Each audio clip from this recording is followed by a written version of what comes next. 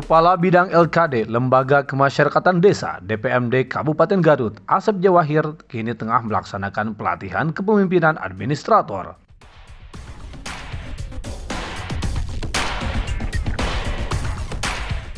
Melalui pelatihan ini, dirinya sedang berupaya memperjuangkan kapasitas dan fungsi KPM atau Kader Pemberdayaan Masyarakat di Kabupaten Garut.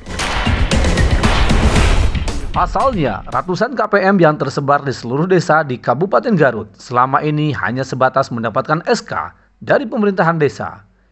Namun, dalam SK tersebut belum jelas kapasitas dan fungsinya, sehingga kader PKM belum bisa melaksanakan kewajibannya untuk membantu pembangunan di pemerintahan desa secara penuh.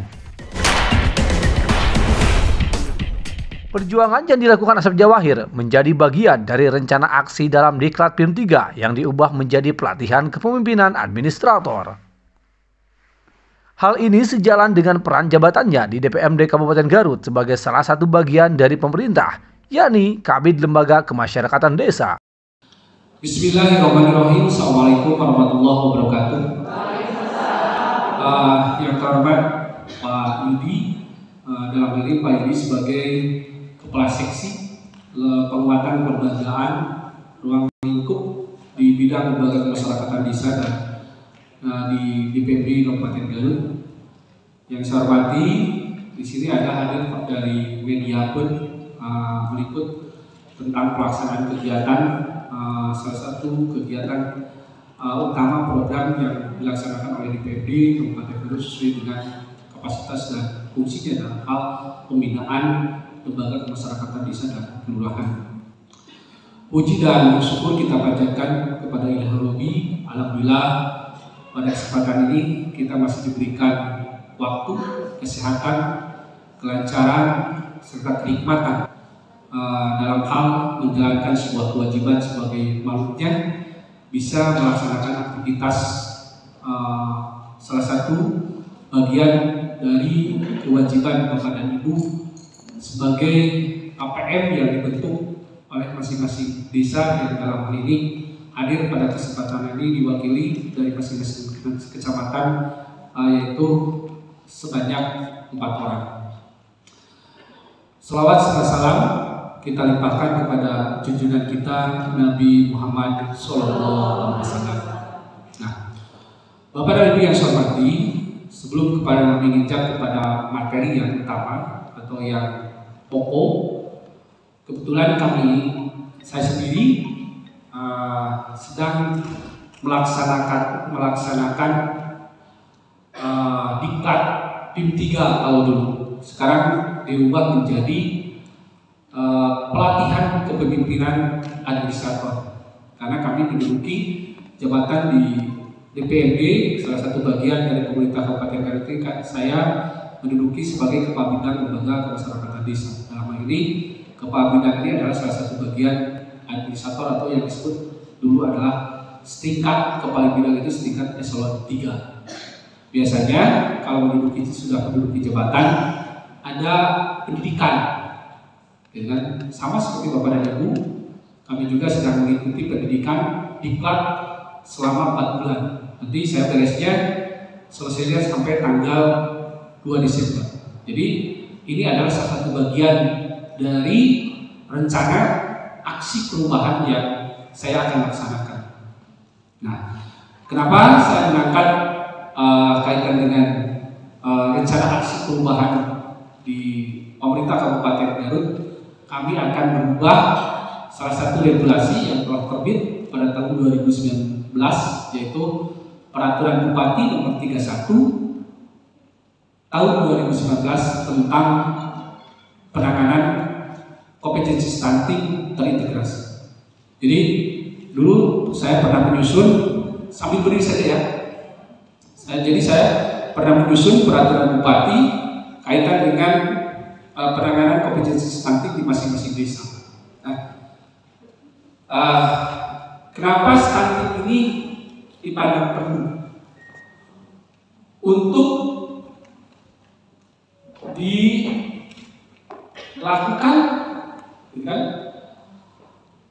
oleh berbagai SKPD terkait yang dalam hal ini ruang lingkup Kabupaten Garut sudah terbentuk kaitan dengan Satgas Stunting.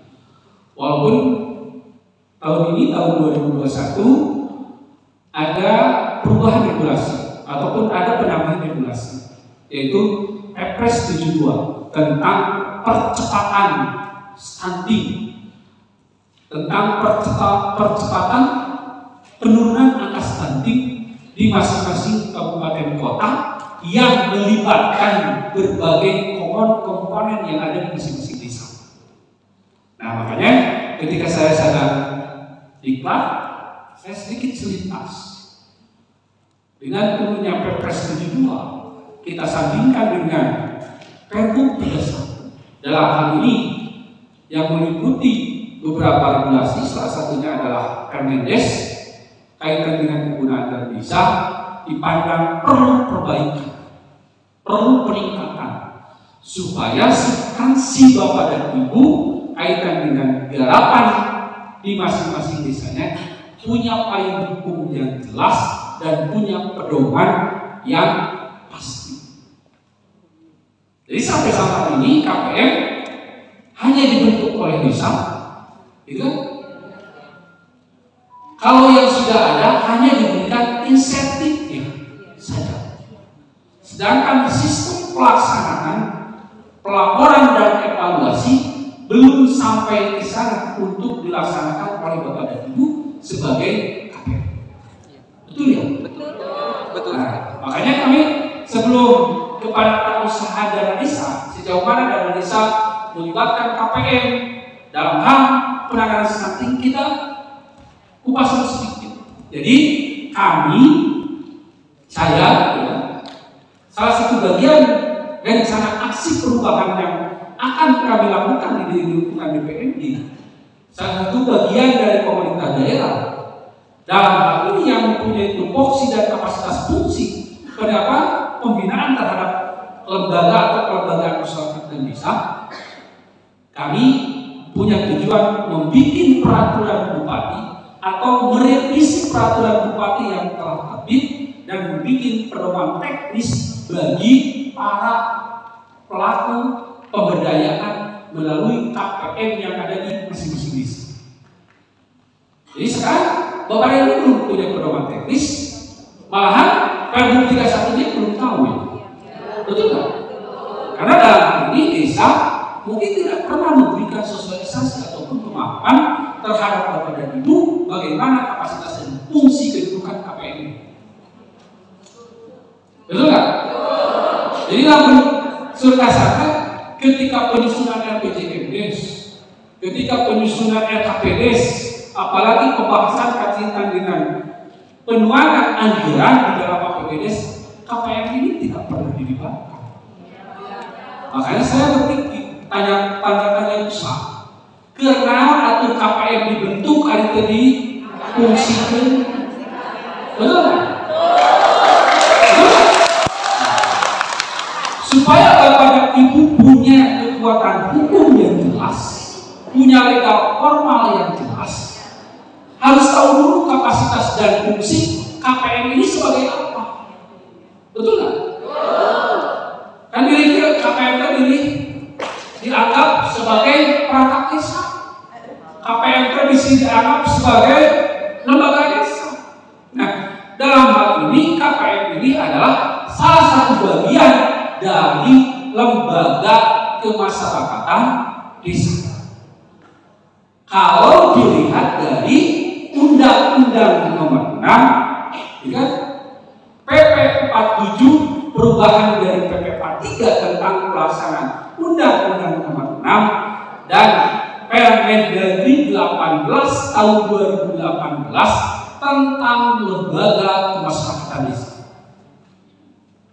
Sudah tahu? Seperti apa bunyinya Permendagri 18 itu? Di dalam Permendagri 18 dituangkan di dalam pasal 6 yang namanya lembaga kemasyarakatan desa itu 1.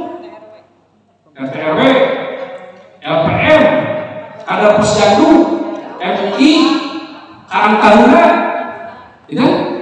atau lembaga kemasyarakatan desa yang ditetapkan melalui surat keputusan kepala desa. Nah, tinggal saya tanya kepada bapak dan ibu, bapak dan ibu yang hadir di sini punya SK kepala desa tidak? Punya. Coba untuk punya. Nah, ada. Pasti semua memiliki. Betul nggak? Pernah nggak tertuang di dalam SK atau surat keputusan kepala desa tertuang kapasitas dan fungsinya seperti apa? Hah? Tidak ada. Karena bapak dan ibu memiliki HP Android hanya untuk WA group saja. Betul kan? Jadi WA group ibu-ibu mah di alumni TK sampai ke perguruan tinggi aja. Terus kami tinggal YouTube, live streaming, paling terus tidak ada punya itikat baik. Setelah turunnya SK pengangkatan sebagai KPM adalah salah satu bagian dari lembaga pemasyarakatan desa, apa kapasitas dan fungsinya? Daya selingkas, naros skill kamar Google, langsung KPM naon, kapasitas dan fungsi seperti apa? Kalau dilihat dari Permendagri 114, kan? Tahun 2014 tentang perencanaan pembangunan desa, lembaga pemasyarakatan desa punya kapasitas dan fungsi memberikan kontribusi dalam hal perencanaan pembangunan desa. Makanya kami di Austina bimbingan teknis, fasilitasi penyusunan perencanaan pembangunan desa melalui keterlibatan kader pembangunan manusia atau KPM. Jadi KPM seperti apa? Lembaga pemasyarakatan desa yang dibentuk oleh pemerintah desa berdasarkan Permendagri 18 pasal 6. Gitu kan? Dijelaskan di sana.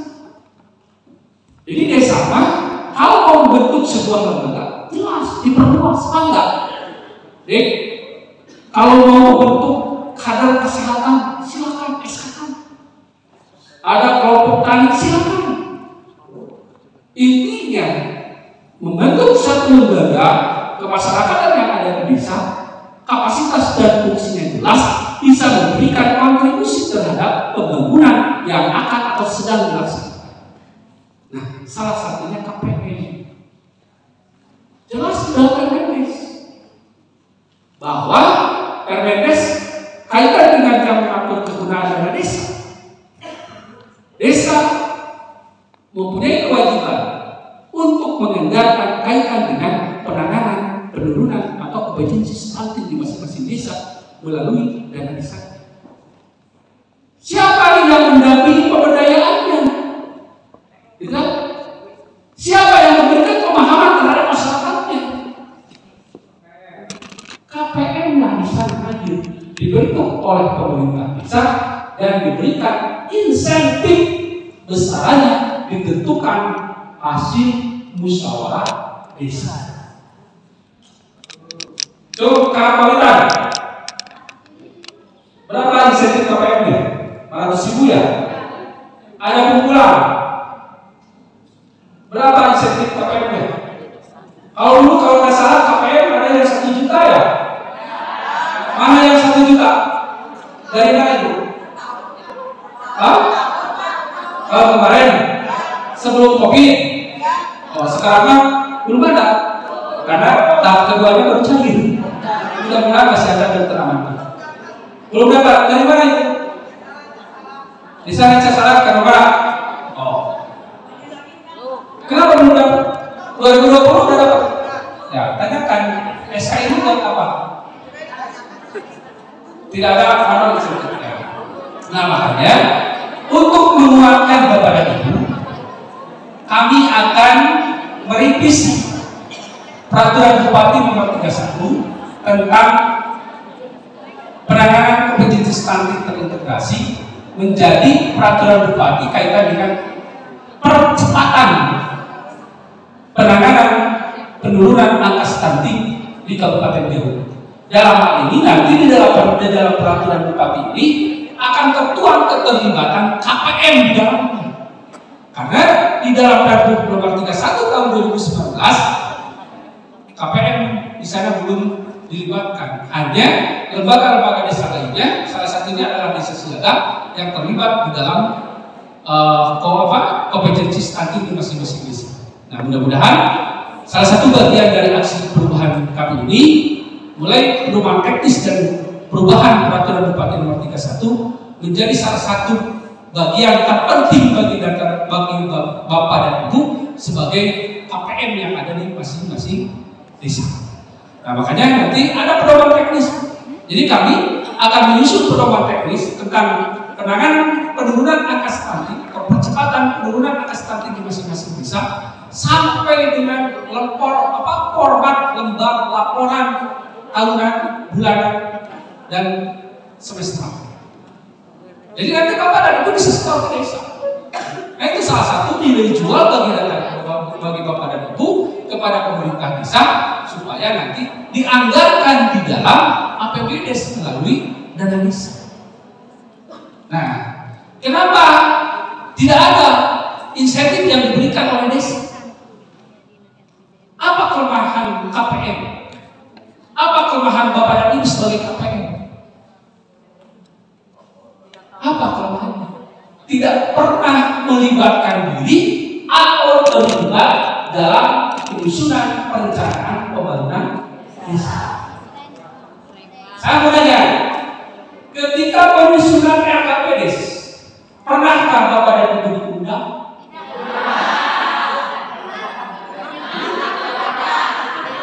Pernah nggak diundang? Coba yang pernah. Coba yang tidak. Dia anu pernah sekali, anu tidak pernah sekali, anu lainnya. Makanya Bapak dan Ibu, jadi kalau makanya nanti kan makanya Bapak dan Ibu, ketika Bapak dan Ibu diangkat sebagai KPM yang ada di masing-masing desa. Halo. Kalau tidak pernah dilibatkan secara diri Bapak dan Ibu sebagai KPM, hanya sudah punya kewenangan dan kekuatan hukum legal formalnya jelas. Satu, diatur oleh undang-undang. Dua, oleh PP 47, revisi dari PP 43 tahun 2014 serta Permendagri 18 tentang lembaga pemasyarakatan desa yang menegaskan kapasitas fungsi ibu bapak sebagai rencana dalam musyawarah desa atau masuk dalam penyusunan perencanaan pembangunan desa adalah Permendagri 114 tentang perencanaan pembangunan desa. Dalam hal ini desa harus melibatkan lembaga pemasyarakatan desa dalam hal penyusunan rancangan pembangunan yang akan dilaksanakan oleh pemerintah desa yang tertuang di dalam RPJMDes, RKPDes dan dianggarkan di dalam APBD. Jadi wajar lamun ibu di SK-an pernah dongkap ke desa, wajar kalau ibu punya SK tapi tidak pernah melibatkan dalam hal musyawarah desa dalam menyusun perencanaan pembangunan desa. Jadi jika nama desa dilatih, emang cewek bukan kumaha. Biasanya gitu ya. Tapi sudah ada SK itu ibu punya kekuatan hukum atau punya legal formal untuk. Makanya kapan mulainya penyusunan perencanaan pembangunan, penyusunan RKPDes? Bulan apa? Siapa yang tahu? Dimulai bulan apa? Coba satu orang. Siapa? Mulai bulan apa? Penyusunan RKPDes dimulai pada bulan sampai dengan berarti ini yang tahu suka diikut punya insentif tidak? Nah, berarti bisa mempertahankan dirinya, bisa memberikan masukan terhadap pemerintah desa, kapasitas dan fungsi KPM kapasitas dalam hal memberikan apa? Sumbangsi dalam hal perencanaan pembangunan desa melalui kesehatan dasar masyarakat dalam rangka penurunan angka stunting. Betul nggak? Kira-kira Pak, Bu, kepala desa, kalau kita tidak dapat memberikan pemahaman oleh kita, tidak mengandalkan dalam BPJS. Nah, makanya kuncinya keterlibatan kita. Keterlibatan kita sejauh mana dalam hal penyusunan rancangan pembangunan yang tertuang di dalam RPJMD, KPDS dan PPDS. Biasanya ibu-ibu lebih tajam, jembawel ibu-ibu kalau bicara. Nah, makanya saya punya inisiatif dalam hal aksi perubahan kami dalam hal lingkungan kepemimpinan ini ingin merancang, memberikan penegasan terhadap pemerintah desa melalui payung hukum pemerintah Kabupaten Garut melalui perubahan peraturan Bupati nomor 31 mensinergiskan dengan Perpres 72 tahun 2021 tentang percepatan penurunan angka stunting. Apalagi bocoran dari tetangga ada perubahan kebijakan dari pemerintah pusat bahwa tim percepatan penurunan angka stunting adalah dipegang oleh kepala BKKBN tingkat pusat.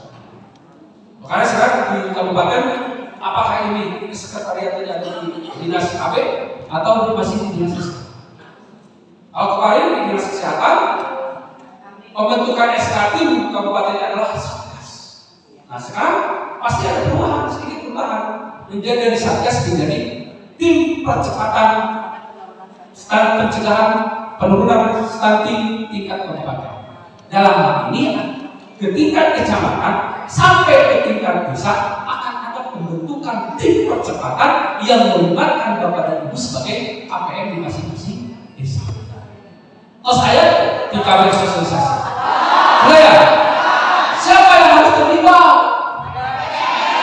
Bidang desa, pengurus KB, saya sudah menitipkan KPM-nya, kader posyandunya, KPPKK, RT RW. Makanya di dalam pedoman teknis nanti ada semua lembaga pemasyarakatan desa yang mempunyai payung hukum yang jelas diangkat oleh kepala desa melalui surat keputusan kepala desanya harus terlibat di dalam tim percepatan penurunan angka stunting di masing-masing desa. Jadi kami pun perubahan peraturan bupati ini sudah saya kirim ke dinas kami. Rencana pedoman teknis itu saya sudah share ke dinas kami supaya sinergis antara pemerintah kabupaten dengan SKPD terkait dengan sinergis dengan pemerintah desa yang ada di Kabupaten Garut. Dan menurut Perpres 72 bukan hanya di desa saja, gitu? Tapi peraturan bupati ini dengan mengacu kepada Perpres 72 ini akan berlaku untuk secara keseluruhan dengan kelurahan. Karena ruang lingkup KPM kedudukannya bukan hanya di desa saja, tapi dibentuk juga di ruang lingkup kelurahan yang ada di Kabupaten Garut. Walaupun kelurahan yang ada di Kabupaten Garut hanya 9%, banyaknya dari desa. Kalau desa 421 desa yang tersebar di 41 kecamatan, kelurahan hanya 21 kelurahan tersebar di 4 kecamatan. Garut Kota, Tarangkawitan, Tarangkalaya dan Kidul. Garut hanya mempunyai 21 kelurahan. Makanya ketika kami melaksanakan pembinaan, salah satunya untuk kader KPM, karena saya bingung, bingung. Kalau desa diamanatkan, amanat RPS diamanatkan bahwa KPM harus memberikan insentif dianggarkan dari dana desa, betul nggak? Itu amanat KPM.